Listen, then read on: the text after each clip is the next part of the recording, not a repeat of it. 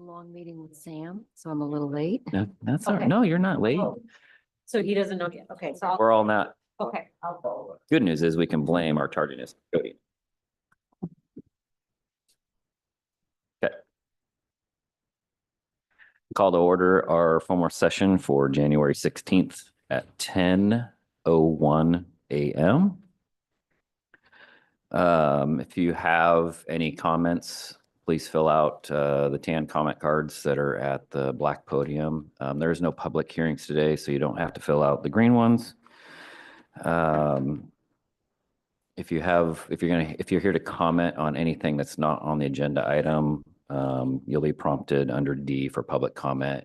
Any other comments on agenda items, wait till we get to that item and then you can raise your hand. If you're on Zoom, just raise your virtual hand when we do get to that item and we'll call on you and prompt you.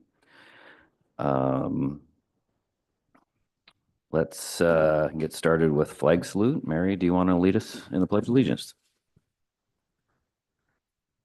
I pledge allegiance to the flag of the United States of America and to the republic for which it stands, one nation, under God, indivisible, with liberty and justice for all.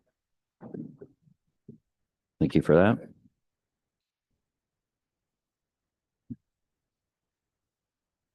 That brings us to C, which is calendar session. We are going to try to add, in fact, we are going to add an executive session for tomorrow around 10:30, depending on commissioner schedules. It probably, how long do you think that discussion will be, Christian? I have an 11 o'clock, so I would need to, can we do it earlier? Can we do, so we have to be 24 hours, so 10:15? 11. Commissioner King, what's 11 look like for you? I'll try to make anything work, but I mean, I'm just at county college, so it's. Okay, but you have a meeting at 11. I have an 11, but, so what's our time constraint is? I just exited my,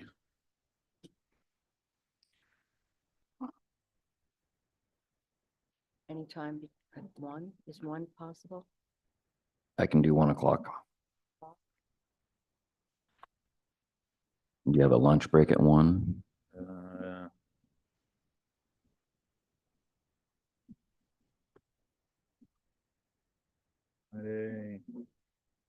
yeah, our lunch is at 12:45, so 1 o'clock. Perfect. Perfect. Okay. So let's schedule it for 1 p.m. tomorrow. I think we have a 1:30 extension tour, so I may have to jump off, or I may just be on my phone or something, but. And we may be done. I mean, if you want to just go ahead and schedule it for a half an hour, we'll just make sure we go as quickly as we can. Okay. 1 to 1:30? Yep. Or just schedule it for 1 o'clock and then we'll see how it goes. All right, yeah, and the basis is to consult with counsel concerning the legal rights and duties of public body with regard to current litigation or litigation likely to be filed under ORS 192.6602H. So, and we'll get the formal notice out later this morning. Perfect. Thank you. Thank Thank you. you. All right. Moving on to D, public comment. Does anybody have any comment on a non-agenda item? Anybody on Zoom, raise your hand. Seeing none, moving on. E is department updates. We have none. F is work session. We have none. G is consent agenda. It looks like we have some reappointments for Parkway Committee. And one new appointment, which will be the mayor of McMinnville, Kim Morris. Do we have a motion of approval? So, Any further discussion? Is it 2 with Michael Caruso down there? He's a new Dundee. Correct. City councilor? City councilor, yeah. Yeah, okay, cool. We have a motion, no further discussion? Good. All those in favor signify by saying aye. Aye. Aye. All those opposed signify by saying nay. Motion passes.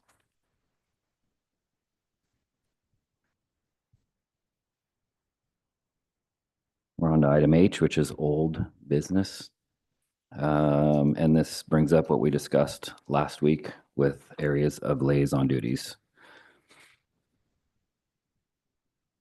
Ken, do you want to kick us off with lists that were emailed to you? Sure. So what I did, following the discussion, each commissioner was submitting me updates or changes or suggested changes, and hopefully it will make sense in this document, what I did. And if you'd like, I'll just go through each section here, because I also made some notes. And so you'll see some highlighted sections and you'll see some notes. One, I have this posing this question because we had the proposal to make it 2 years, but the procedures code says that we 1 year. do this every year. And so I don't think it, I was actually thinking about it. I'm okay just leaving it at a year, just in case there's something that doesn't quite fit with somebody, we can always address it. right. So, And the other thing is you could always have it for this, but then just do a quick review next January. And if there's no edits Yep. or changes, you're still fine. yeah, I'm okay just leaving it at a Okay. year. So then going to the next page, so under Commissioner Johnston, so let's see, so you'll see some notes that I have. The one, the first one under general government, investment committee, it had you as the voting member historically, and this is completely up to the board, but historically, usually the liaison to the treasurer is usually the voting member. Yes. And so on the list, it was proposed that Commissioner Starrett was going to be liaison to the treasurer. So I made that proposed change. Okay. And And I knew there was a couple errors on my page where when I was moving things around, I forgot to remove one. So, yep. So that was part of the review. I was also just trying to catch. And then I think the other big one, and based on the discussion, and Commissioner King mentioned, was hoping to keep criminal justice over there. So you'll see that reflected in here, that the change, and again, this is all open to discussion. I was trying to figure out a way on how you could track what the changes in the discussion. So I try to do my best to not necessarily dive too deep into some type of legislative form where you can see everything, but hopefully it makes sense. And then the LIPSIC, depending on whoever's liaison to the law enforcement criminal justice team is usually the voting member on LIPSIC. So that would be updated to reflect whoever has that area liaison. Mm-hmm. It was also proposed that Commissioner Johnston, keep planning. So that's reflected here, just the note. So then you can kind of track on what was being proposed. And I'll just run through this really quick. So then that way the board can kind of discuss and how you want to do. No other major changes. And so if you go to the page for Commissioner King, what you're going to see here is those changes with the proposed changes for the Justice Law Enforcement Group and planning. I did have one question mark. I'm still, and admittedly, the Local Officials Advisory Committee, LOAC. I'm not 100% sure what that is or what the role the commissioner has on that. So, If it's out there, I haven't been on it. So right. somebody will have to go fishing. So that's why I have a question mark next to that, because been a few of them I had to do some follow-up calls on to kind of figure out what it was. And then going to the third, to Commissioner Starrett's. So you'll see reflected the changing because Commissioner Starrett's going to be liaison to the treasurer. So I changed that to voting member.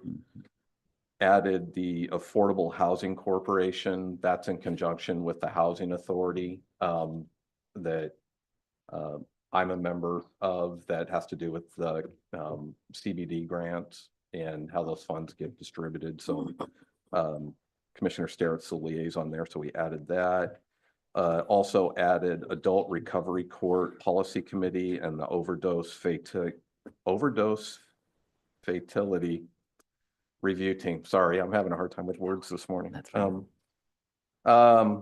And then there was the question mark, so also the YCAP, which, you know, that's for other discussions, but I updated that as well. So those were the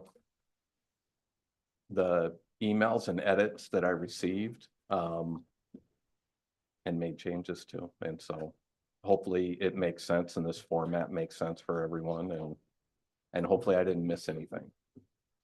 But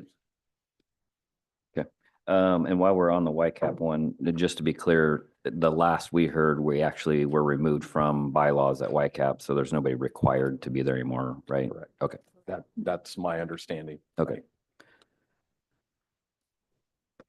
Yeah, we haven't actually seen a copy of the bylaws, but that's my understanding as well. Right, okay.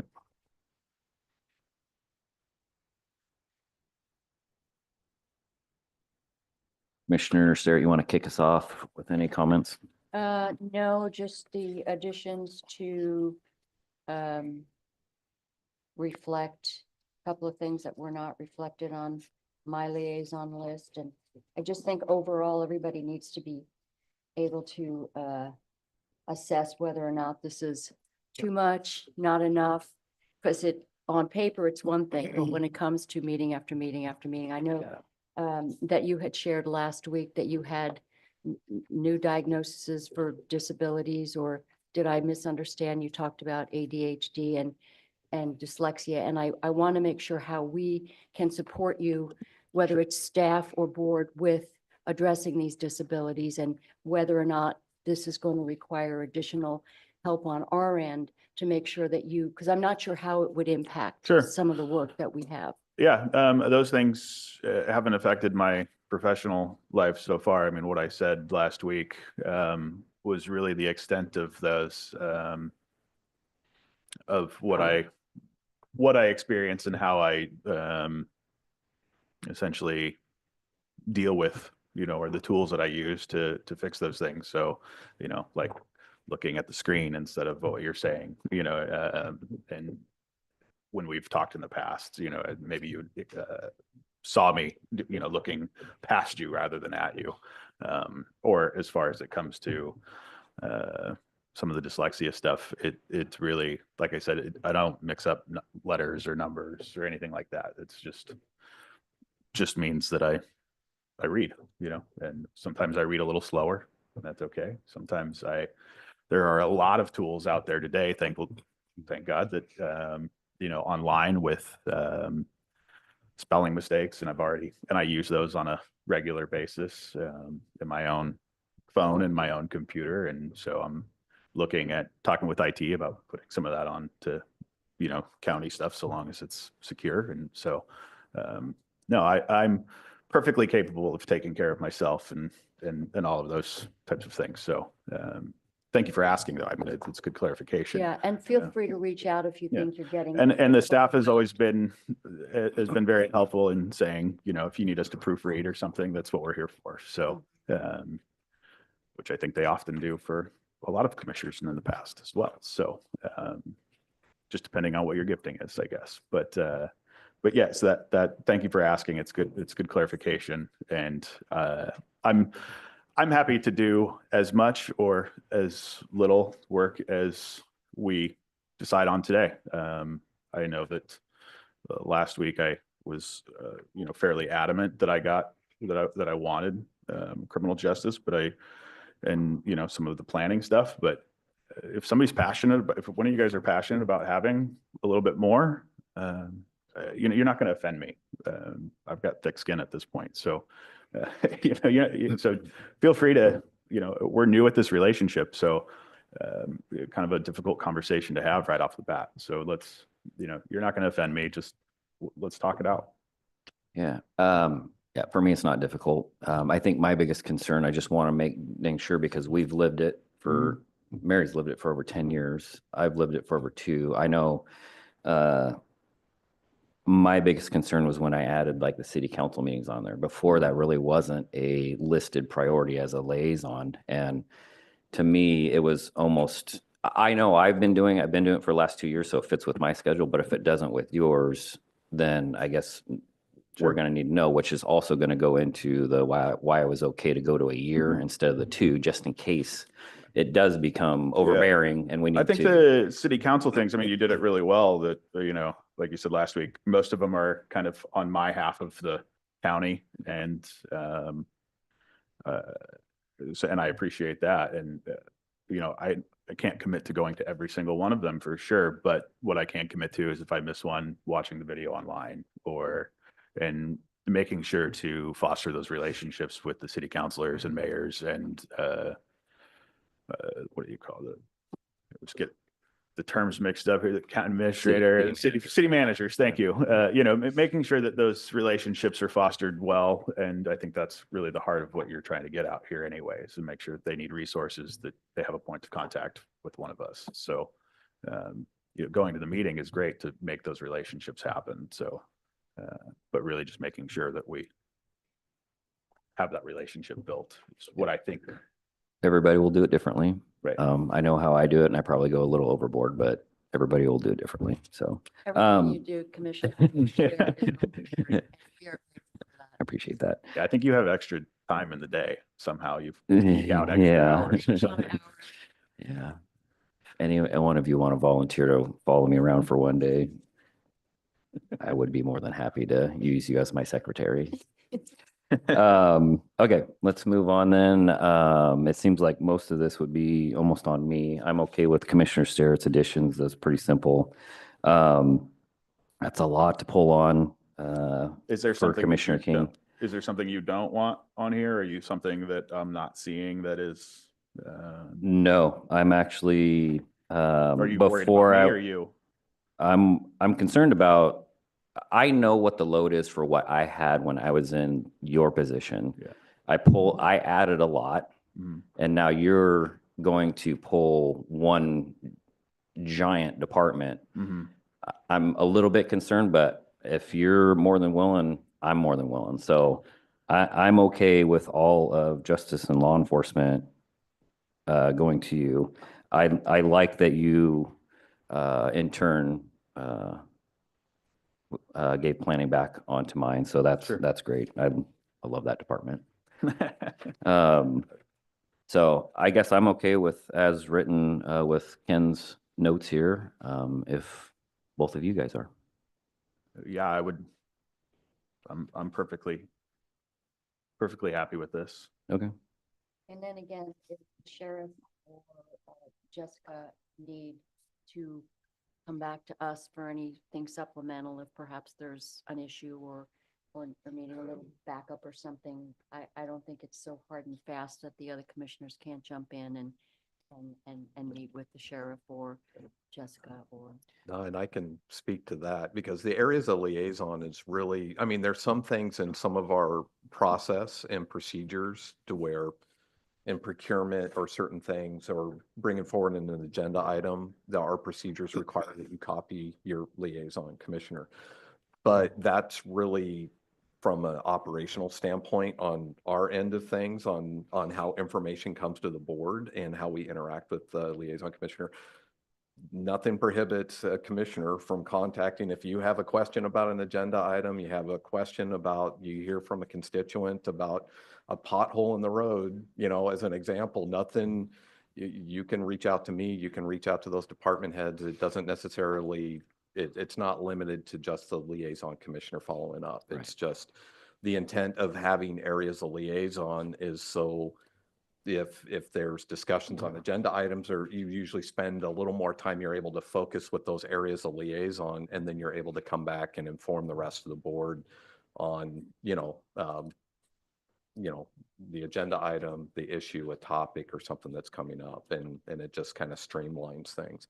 And I definitely see with the addition of the areas of liaison to cities, I think that's also going to improve because then a city manager or mayor knows that they have kind of a liaison to maybe initiate if there's something that's coming up that they want to bring to the county's attention. So And being there in person just goes to like Zoom or watching a meeting afterwards. I'm gonna tell you right now, it is way different being there in person Oh, yeah. and just even if you're there for, I mean, I think Sheridan owns the record so far for me leaving Sheridan about 11:15 in the evening. But man, you know, that one time that it does come up that somebody has a question, they really, really respect that you are there. You may not have the answer, Right. but you're there in person to answer it on the spot. Be like, I'll either find out for you, or maybe you do know because that Mhm. was your area of liaison, whether it's transit or, you know, something that's related. So, Yeah, no, I mean, I think you and I saw each other at city council meetings on a fairly regular basis. Right? And I've seen them ask you questions and appreciate you being there. So I think it's a great part of the job. And I think you demonstrated that very well. and then pretty soon you'll get the honor of actually being on their agenda. But I'm last on Wilhelmina's agenda is update from Commissioner Johnston. That's a pretty proud moment. Okay, do we have a motion? Move approval. Commissioner Sterrett moves approval. Is there any further discussion? No. None. All those in favor signify by saying aye. Aye. Aye. All those opposed signify by saying nay. Motion passes. Thank you very much. And so I'll take this document and get it finalized and cleaned up, and we'll get it published to the website and ready to go. So Thank you'll you. have a clean version. Endless minutia.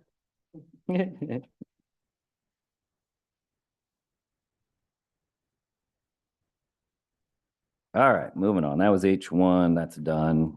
Coming up to I is other business. This is consideration of approval of the 25-27 State Transportation Improvement Fund STIF plan. If we have any questions, Cynthia is in the audience and we can have her come up. I have a few questions, Chair. Good morning, Cynthia. Good morning, Cynthia. Good morning. Good morning. Morning, all. Welcome to the new commissioner. you. It's a heavy, big thing to see first from transit, but that's okay. You'll get the big picture, so. Do you want me to do a quick overview or do you want to ask questions first? I've just got Go ahead. 3 questions, but I Okay. wanted to get an update on the new fare system Okay, because that's part of the STIF plan Mhm. to implement that system. I'm wondering where we were with that.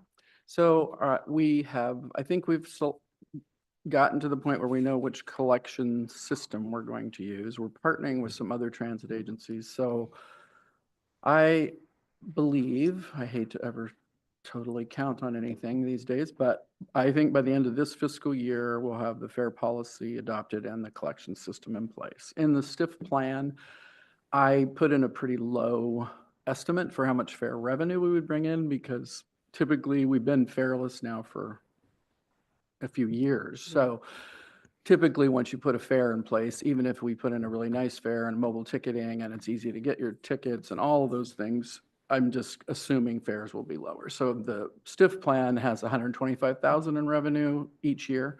We may collect more than that, but I was very conservative in my estimates. So I think you'll adopt the policy and the system before the end of this year. And so next year we'll have a new system and I'm assuming we'll collect 125,000 a year. We've had this discussion and wondered how we were going to implement it. Would we implement it? What about enforcement? What about special considerations for low-income students or elderly riders?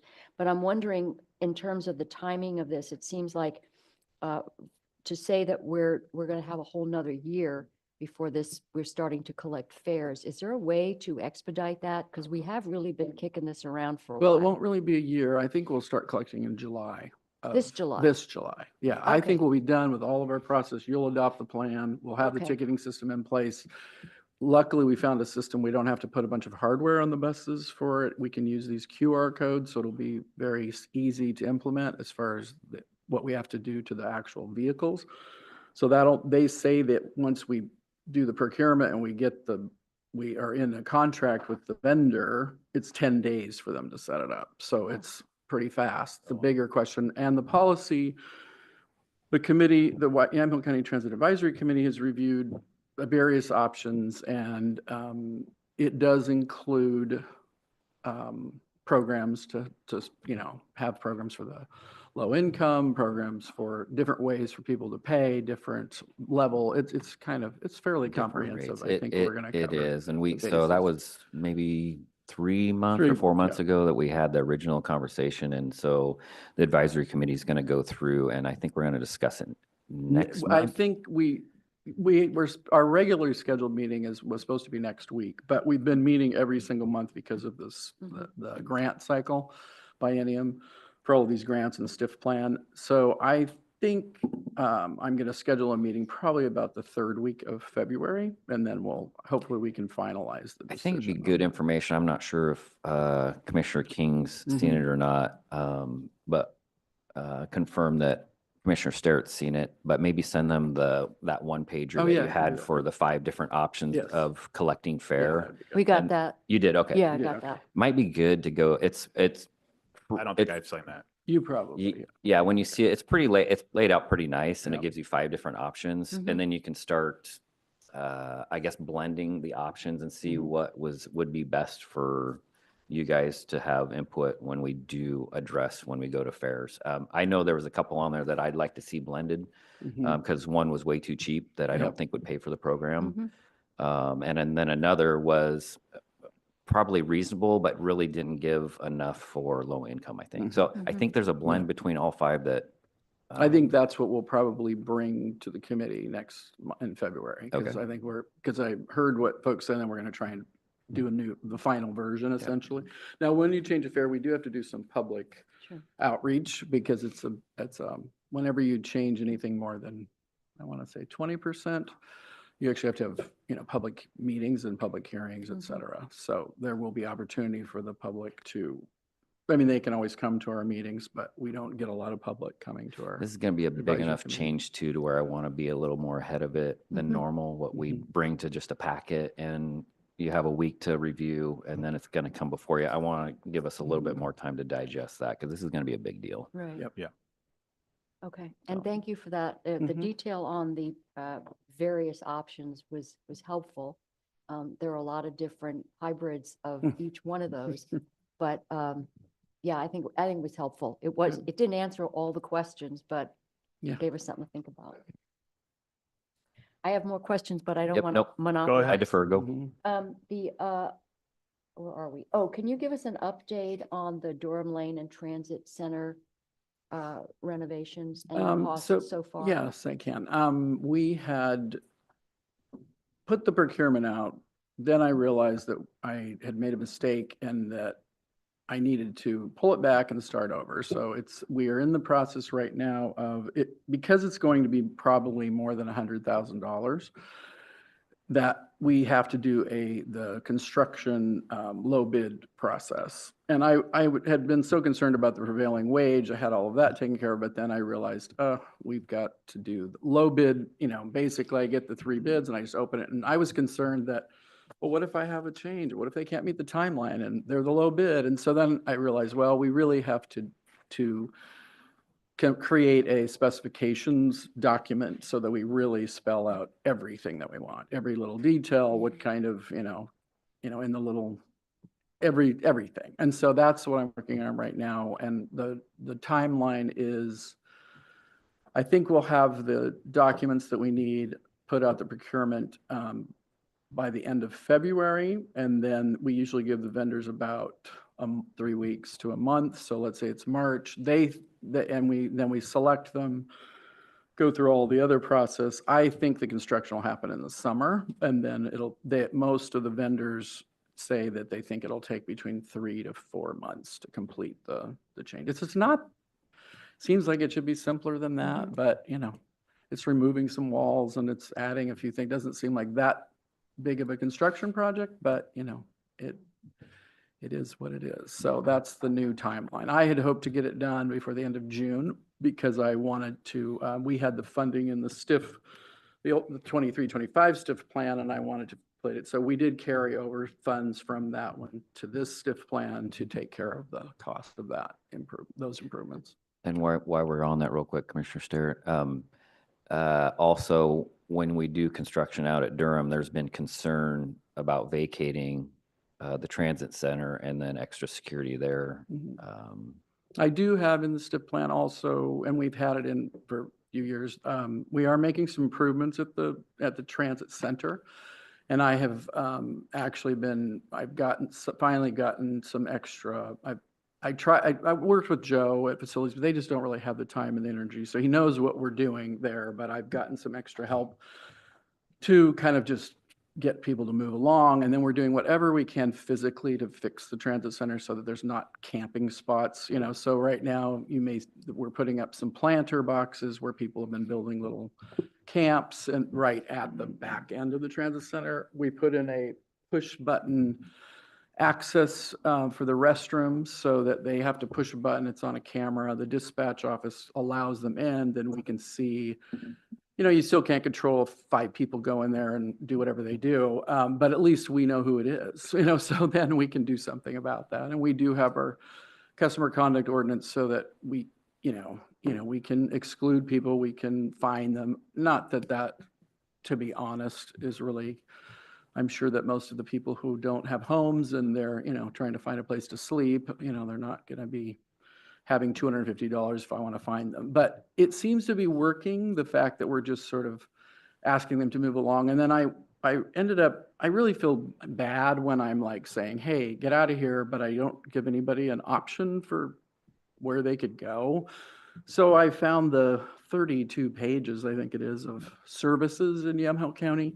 So we're printing those out and putting them into different categories. So I'm gonna give them like, here's all the shelters and food and the various areas of services that exist in Yamhill County, and then give that to the folks when we're asking them to move along, because they may not look, who knows what they know is available. I'm sure they know about, where to get food stamps. I don't know what they know or they don't know, to be honest. So I thought, well, at least I can try that and at least give them some information. And so far, we only have a couple that seem to be, that have gotten very aggressive, I guess would be the best word to say. Most will just kind of do it. So we're kind of trying to like make it look more attractive, aesthetically pleasing, but at the same time, those improvements are trying to make it so you can't really get under an awning and keep your shopping cart, if you know what I mean.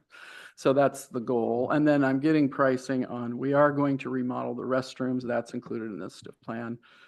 And I almost got all the quotes for that. And then the inside of the transit center, it was built in 2013 and nothing has been done to it. So since First Transit staff moved out, it's just a driver break room, but it's, the flooring is just terrible. So we're getting quotes on putting in some, new flooring and painting it. And, so it's a lot of times when you do that, it does actually help. People tend to, if you're there, you have a presence and you're, making it nicer, it helps. Thank you. So that's what's happening with the transit center at the moment. I have one more question, and that has to do with the plan to increase frequency, but Mhm. then reduce service levels compared to today. Can you explain how that would work? Yeah. In a high level, I'll explain it because I don't want to get too deep. So in this plan, what we have proposed is we want to increase frequency between McMinnville and Newburgh on the 44s, because we looked at all of our demand response. We have a general public dial-a-ride, in case you didn't know, so anybody could call and Yeah. schedule a ride.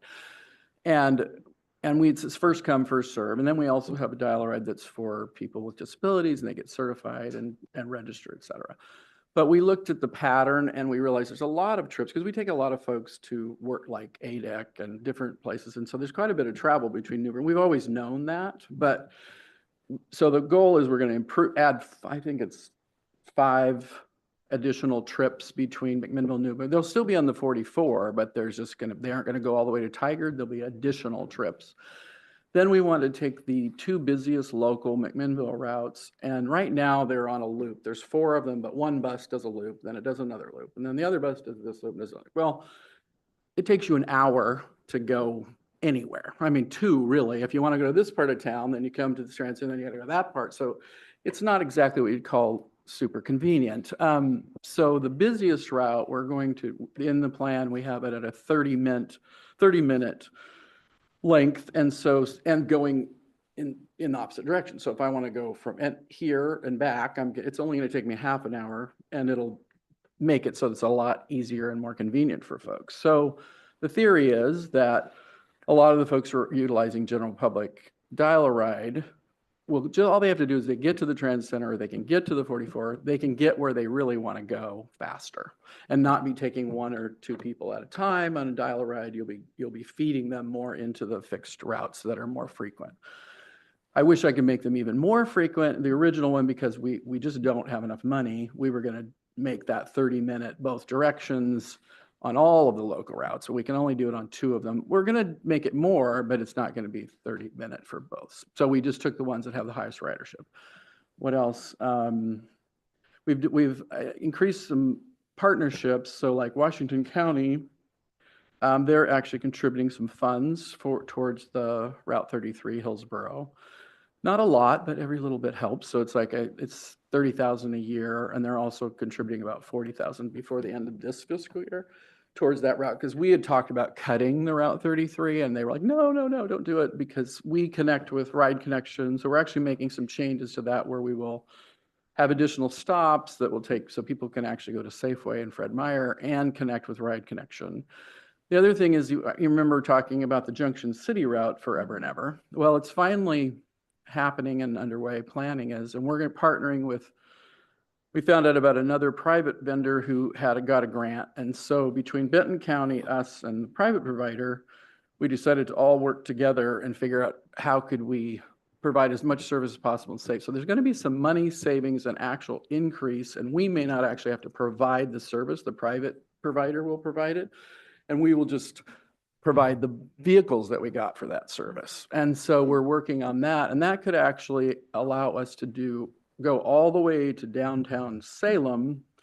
The people would still have the service between Junction City and McMinnville, and you just have a transfer point. So it's a lot deeper than that, but that's the bottom line. So in this plan also, there's no STIF funding going towards it other than what the original grant was, but no new STIF funding going towards it. But that will actually offer more services to Salem and better service to all the way between McMinnville and Junction City, even though it'll be a combination of providers doing that. Am I thinking of it? And then the downside to this plan is we are going to cut back demand response quite a bit. So I don't know if the vision is most of these general public folks that are kind of taking advantage of it, some of them. I mean, some of them are using it like, hey, it's free, it's a limousine, I can go from here to there, and that, they're using it all the time because they can, and no one's stopping them. We're going to be encouraging them like, hey, we may pick them up and take them to the transit center, and then they can catch the route, but not. So it's going to be shifting some of the general public population towards more of the getting them to use the fixed routes. But it's in here, hours-wise, it's probably half of the hours we have currently for demand response. But our demand response was getting a bit out of control, to be honest. I suppose the other thing that relates to STIF is, and I was going to touch on this, but in our old STIF plans, the major difference between this one and previous is when the funding first came out, it was for new services. And so we kept kind of our core service funded with federal grants and local and everything. And then STIF was all like, we added hours, we added service hours, we added a project, capital operating, it was all these additional projects. This plan, it has everything. It has literally every single project, every single funding source, everything is in here. Now, the only portion that is STIF is page 8 and 9. And that's the STIF funding. But this is kind of a big deal because you can see, like, for example, the entire document is $12,723,000. Well, that's for 2 years. It's a biennium plan. That includes all of our federal money, state money, local money, partnership money, STIF funding, everything by project and by year.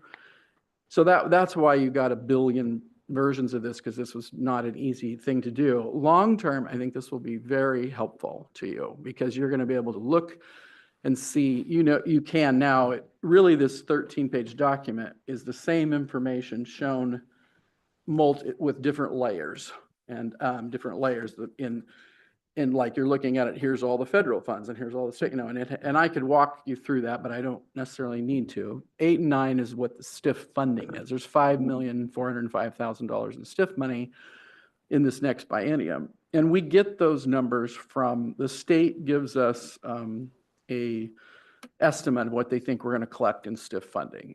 And we have 2 sources in STIF: payroll, which is an employee payroll tax, and a population, which is for the elderly and disabled transportation. Those are the 2 funding sources that fund STIF.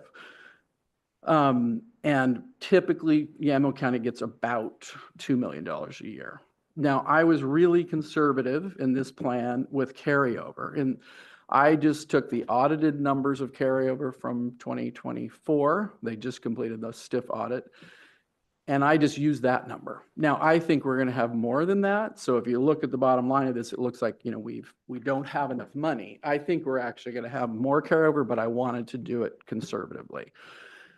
We can't spend what we don't have. The way STIF works is you get the funding, but you have to, you know, we can't, you know, so, and the state wants us to over program. So they always ask us to put in enough projects so we're at least 130% more than what they estimate the funds will be. So we did that. And so essentially, you know, we over program, but we can't really spend it unless we, you know, receive that much funding. Now I deviated. Your question was, I wanted to circle back, and I got off track there. You were asking about the services.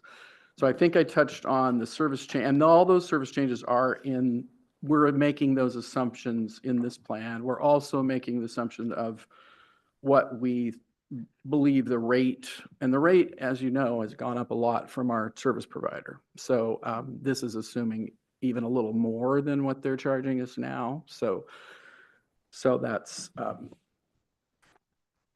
purpose, I guess. We want to make sure that we don't, you know, underestimate. So, sorry. Commissioner King. No, this is great. I think I have lots of more questions, but I think we need to do that on a tour. So. So I'm fortunate enough to be a part of the meeting, so I don't have a whole lot of questions. I just have concerns based on our monthly meetings and just kind of the whole background with transit. And I've told you this before, so it's not really directed at you. It's just directed in general of where I'm coming from with transit. As soon as we start kind of getting into a way, and I think we'll get there when we start charging for fares, of tracking riders, not necessarily ridership, but riders. And that will give us, that will start to, I think, guide us in really what form of transportation do we want to see in Yamhill County, and be able to put some numbers to it, make sure it's self-sufficient. So I did have one other note on my original.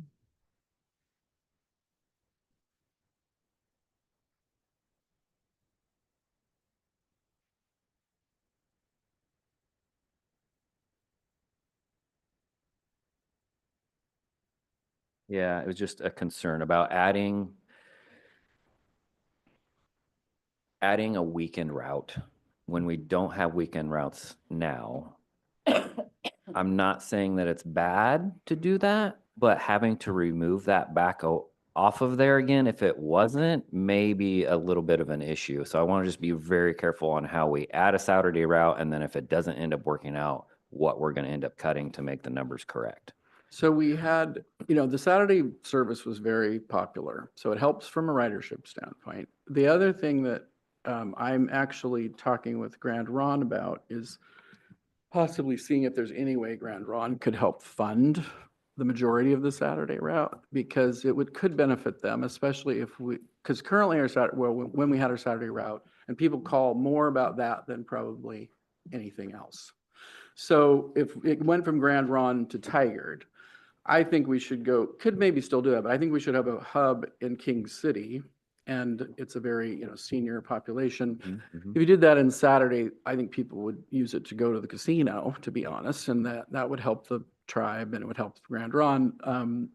And there was actually a grant that I thought was available, but then I realized it probably won't be available for another year, but I had reached out to them and they said, you know, and I asked if they would be interested in partnering with us and maybe funding that, maybe the entire Route 22. You know, we have Chris Mercer, who's on the tribe board. He's on our Yamaha County Transit Advisory Committee, and he knows where we're at. We've been talking about this a lot about, you know, we do need a more solid local funding source. Currently, we have, you know, the county general fund, which is a little over 500,000. We got about 125,000 from the cities. We get some from partners, Grand Ronde, and Grand Ronde has gone up significantly in this plan. It's, you know, they're providing about $80,000 a year. And then we have fares, of course, which can't be used as match. The other thing about STIF funding is it doesn't require match, which is ideal. That's the other thing I should mention. By putting everything in the plan, it really helped me maximize match, because in the past, when we had all of our projects here and STIF sort of separate, I had to identify in the plan, okay, I'm going to use $200,000 for match. Now I put every project, here's how much federal, here's how much state, here's how much whatever, then that STIF project funding is used as match with the federal. I also changed our federal 5311 so that we have three categories: administration, operations, and capital. And administration and capital have a 10% match, and operations has about a 50% match. So I put a lot more funding in the admin and the preventive maintenance side for the lower match, and a lot less in the operations. So then that shifted more of that to the STIF plan. But I think overall, I haven't calculated it yet, because we just had so much to do, but I think it has been I think it probably gained us $1 million. I'm not kidding. I bet it did in money, because of not having to then, because you have a required match for all these things. So the fact that I wasn't able to use almost $2 million of STIF funding as a match, then now, because I have them all combined, that is very helpful. So, so that is a really good thing about this particular approach. But and now that this is done, it'll be easier next time, I think, instead of having a bunch of, you know, standalone projects. Now, it was useful in the past because we were able to get like our real-time bus information, the bus stop project, lots of like standalone kind of short-term projects. But I do think long-term, having STIF fund most of our, you know, a portion of our services is the right way to go. Any further questions? None for me. I would want to mention just one thing, just so you don't forget. It is in your memo, but your role, I just want to make sure, especially because of you being new, the State Transportation Improvement Fund is, you as the county are the qualified entity. So these are your funds. They're not the transit systems funds. We as Yamhill County Transit are the public transportation system provider. And then we have three sub-providers, which are also in this plan: Abacus, MV Advancement, and OMRS. And, but if, let's say I retire and you have a new people, you need to realize this is you, the county commissioners, are the qualified entity. Ken is like, when I submit this application, he has to sign it, you know, it's his, and the committee, the Yamaha County Transit Advisory Committee, kind of wears two hats. One is as the STIF Advisory Committee, and that's by law. And the other is just, you know, advising us on regular transit related stuff. So when they're doing this process, there's a lot of, they made too many rules in my opinion, but you know, they have a lot of rules. And so all the rules related to this funding are for the county. You as the county as the qualified entity. So I just want to stress that, because I've kind of done a lot of the work, and I can make it be like it's, you know, I just want everybody, the commissioners, to know this is your role, and that portion of that committee is your role. So it's important, and that whole process. And we appreciate the work that you put in. And I don't say that in Yeah. any way to, like, you know, get kudos or anything. I just sometimes am afraid that I don't say it often enough, like what the, you know, especially when it's a legal requirement, that sort of thing. So I just wanted to mention that. And I think everything else I had that I was going to go over, we talked about in a little bit of a different manner, but it worked. So And then I should say, the committee, obviously, this was so pressured, and I don't know why they always do this process at Christmas time, but, or holiday time. But they did vote yesterday to recommend that you approve the plan as it was presented and then authorize me and Ken to get the application submitted. So that's what you're there to. But it's due today. It is due today. Nothing like, Yeah, it's- Yeah, yes, exactly. he's gonna That's walk what I out the mean. door That's- and go hit send. yeah, go ahead, Sen. A question about veterans transportation. I know we Mhm. hear an awful lot about our veterans who are unable to get to Veterans Hospital or to medical appointments, and this has been an issue for years and years and years. Anything that we can stick in here that could supplement what we do, which is not enough? Yeah, we don't do enough. Well, it could go with the Small Communities Project, Mhm. which is written sort of generally on purpose. And so that's project. It's, if you look under service, there's really 6 projects in the STIF plan and 14 tasks. So under the Mhm. service projects, it says small community. We're funding most of that with actually a federal grant, but there's an opportunity there to like do something with that in that particular project. And let me see how much I have for the non-STIF for that. Was there a population limit? Is that why the select cities? Say that again? Was there a population limit to it? Is that why? No. No.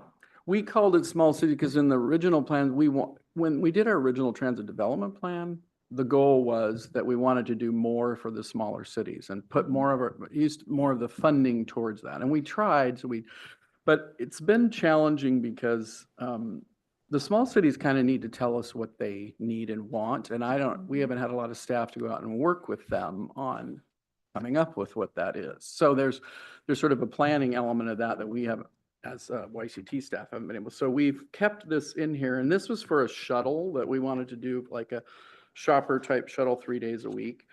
Mhm.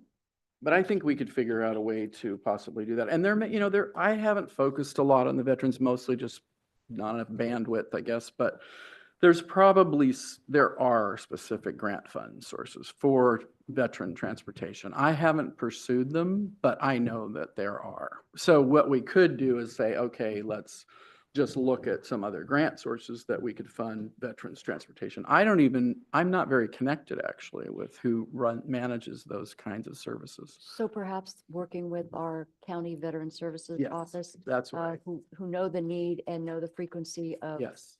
of the needs that are not getting met. So that would be great. If you need some help making Okay. those connections, Yeah.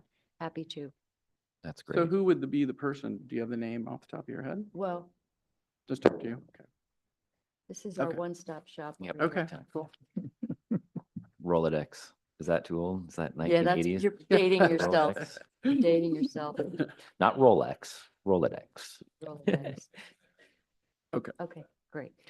And I will say, I did talk to Cynthia here maybe a month and a half, 2 months ago, when there was a veterans group that wanted to go from Newburgh Oh, to that's the right, museum. And it is possible to do that Mhm. stuff, to schedule it on the one-offs, just Mhm. so that Right. that's out there.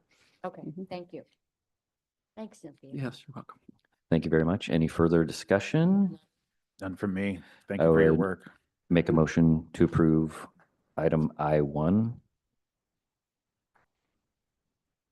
If there's no further discussion, I'll call for a vote. All those in favor signify by saying aye. Aye. Aye. Aye. All those opposed signify by saying nay. Motion passes. Thank you, Cynthia. Cynthia? Go hit send. Yeah. Okay. And that brings us up to J, which is public hearings. We have none. Next is item K, which is announcements. Commissioner King, you want to kick us off? None from me. Commissioner Sterrett. You want to go and then? Oh, I got a big old long I list. got a long. list. Okay, well, I'll go first. Okay. I'm just going to work in backwards, actually. So Parkway Committee this morning, a lot of emphasis on PLAs, especially since the TLA, you said? PLA, project PLA. labor agreements. They're attached to ODOT projects now, and the governor's pushing to actually attach them to all related ODOT state projects that have at least 15% of the project labor related, which is, I mean, that's pretty much every project by default. So there's a lot of discussion about that's more on the extra costs that it's going to tack onto projects via just project labor agreement, time that it takes to implement, the limited it reduces the field of construction companies to pull from that want to deal with PLAs. It's just a myriad of extra costs that are going to be tacked onto these projects. So it's very, very concerning. As an example, the very first project out of the gate that we dealt with this was the bypass, Phase 2A, the Winooski interchange. That delayed it by months. Granted, it was I guess it was the example of, it was the very first project to have the PLA attached to it. So there's some kinks they had to work out, but there still was delays. There ended up only being one contractor to bid on it. And it came in 15% over budget. So there definitely is cost related to it. After the Parkway Committee today, we're actually going to we're going to get a list from ODOT. There was many more contractors that actually pulled the bid packet, but they just never bid out exactly why they didn't submit a bid for the project. And start just having more information on this to really see if it truly is the PLA that's going to, at least for that aspect of the higher bids, if that's related to the extra cost, and start just having more information on it. Because it's not the last one, it's not going away. Follow up on the bid process. Oh, and by the way, the 17% adds up to dang near 7 million more that it cost us for Phase 2A, which we had funds for Phase 2B, which is the Rex Hill portion, to go by right of way, and that just robbed from that. Not completely, but it took 7 million from 2B. So it's just, it's really hindering the process throughout the whole. And that's very just like low level technical. I mean, we go higher level. I mean, we just flat need funding to finish the bypass, and you got the metro area that's just a vacuum that takes, it's just the 800-pound gorilla in the room that just takes, you know, all of the, whenever you go to a transportation committee meeting, it's, you have to really have a lot of people advocating for your projects. Otherwise they end up getting the funding for it. So it's just, we need to stay on top of it.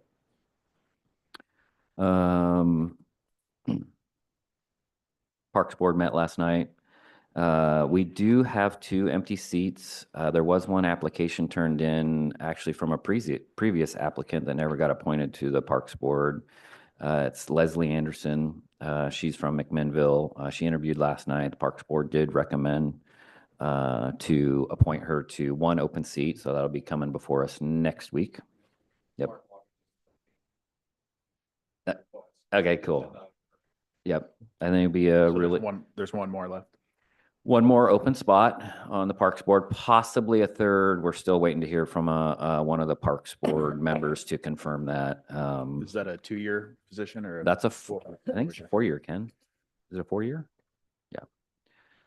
And then let's see, to follow up on It's that. 4-year, but I should clarify, it depends on if it's filling a vacated Yeah, if you're position vacating, or you- if it's an expired. Yeah. So the term sometimes depends on the appointment and what seat's being filled.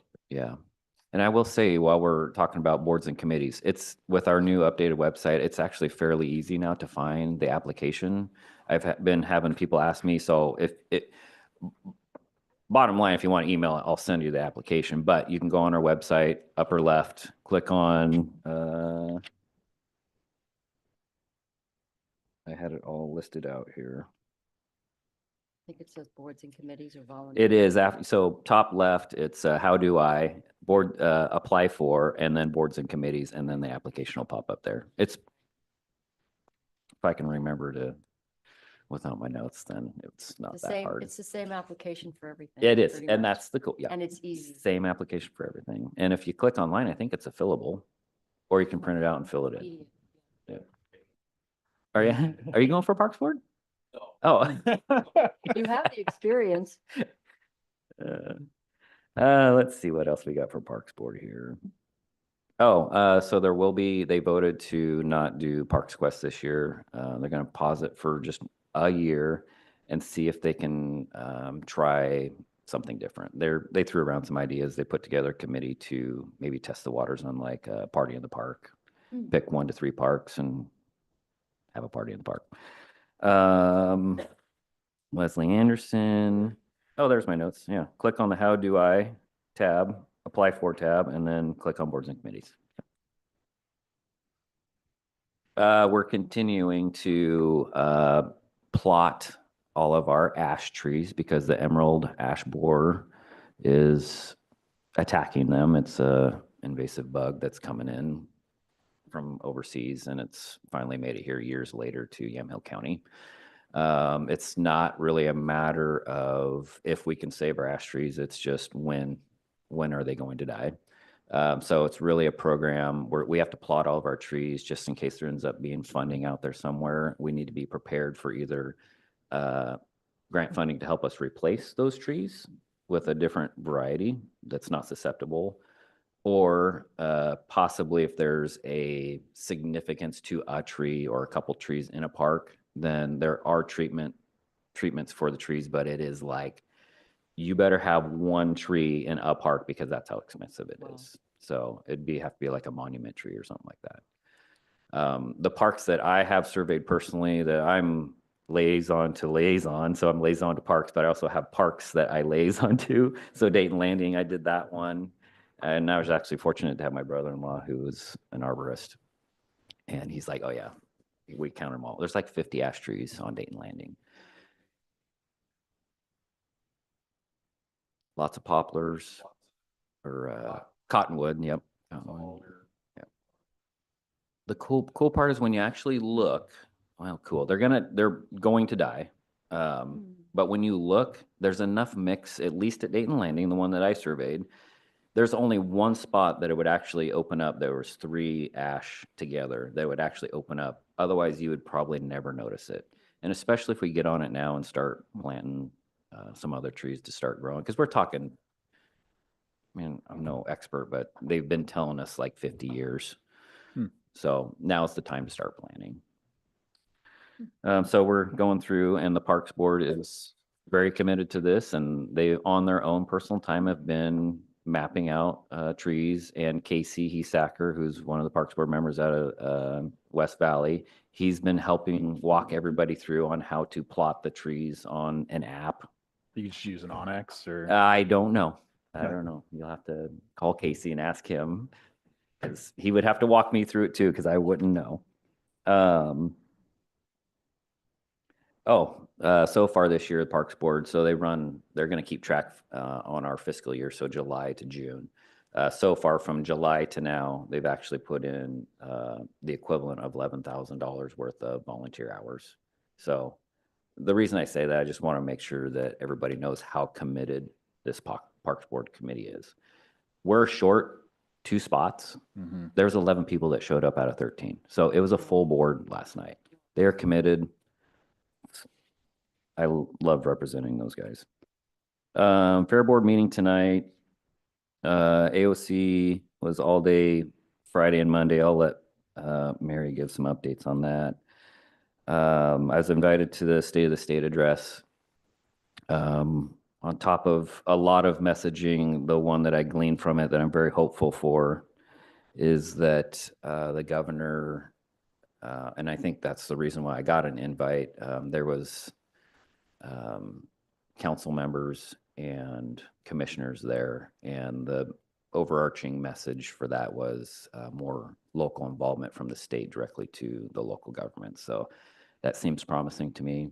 I'm definitely looking forward to seeing what becomes of that. Really quick, I actually need to verify that I can say this, but I wrote it down. Yes, I can. Okay. So today, just not that long ago, Fire District put out a memo. They are moving all of their admin out to the new Fire District building out on 3 Mile Lane, and they will be out there as of February 3rd. So that is Wow, quick. super exciting and very quick. Yeah. So good for them. Wow. I'm excited. I was. Doesn't sound good. I have already been asked, what is our time? And And I- not by anybody I internally. figured that Almo- question was gonna be almost on a coming daily next. basis for me. Yeah, Pressure's on. Yeah. yeah. Council meeting updates. Last Thursday was Lafayette. They had their swearing ins. Congratulations to the council members and the re-elected mayor, Hillary Malcolmson, who's a character. Tuesday was McMinnville and Willamina. I missed Willamina. I went to McMinnville swearing in new council members and new mayor, Kim Morris. Congratulations. And then there's a little bit of confusion. I'll get some updates for next week. Sheridan's hanging out there, but it lands on next Monday, which is a holiday, so it might be Tuesday. And I'm not sure if they're swearing ins or not because they don't have it updated on their website yet. So that's what I have. All right, Commissioner busy. Starrett, on to you. Busy. Well, Chair Johnston and I attended the Public Safety AOC meeting where we talked about the Medicaid 1115 waiver. Checking with our sheriff, we have completed our correctional facility readiness assessment. The implementation is expected to be between January 26th and 27th, so we're not going to see that. But just as an update, once incarcerated, people lose their Medicaid access. So this is going to be basically a limited expansion of Medicaid, and there's $75 million to assist with that. So that's a really big piece because it comes out of the general fund, and it really impacts our sheriff's budget. Also, Health and Human Services, when we look at the priorities, we're looking at basically workforce incentives, tuition reimbursement. In our particular county, we've had tuition reimbursement, but really what we are looking for more is scholarships, because if people have to pay up front and they're not sure whether the funding is going to be there to continue with tuition reimbursement, we're hoping that's for retention and also getting some folks who would like to continue and upgrade their credentials to stay with us. We're also looking at the cost study, which is to basically say the counties are on the hook for behavioral health services. And this has been an unfunded mandate from the state for years and years. So we're looking at a cost study to see what it's actually costing us so that we can make sure that we're getting reimbursed for that. We've had an interest in recovery high schools in this county for a number of years, and patterning it after Harmony Academy in Lake Oswego, which really, the statistics show that if a young person goes back to the high school that they left in addiction, that basically 70% of them will lose their recovery. But if they're in a recovery high school, they will stay clean and sober to the degree that the majority of them will. So there's going to be a new Discovery Academy in Salem, which will give lots of spaces to Yamhill County kids, and we're excited about that. Also, Provoking Hope has leased a 14,000 square foot building in a former church in downtown McMinnville, and their services, I was there yesterday, their services are really expanded, and the plan is to get enough money to purchase the building, which would be a game changer because, as you all know, it started in Diane and Bob Reynolds' house years ago, and the services they're providing are absolutely amazing. So kudos to them, and I'll stop there. Thank you very much. If there's nothing else for the good of the order, I adjourn our formal session at 11:09. Thank you very much, everybody.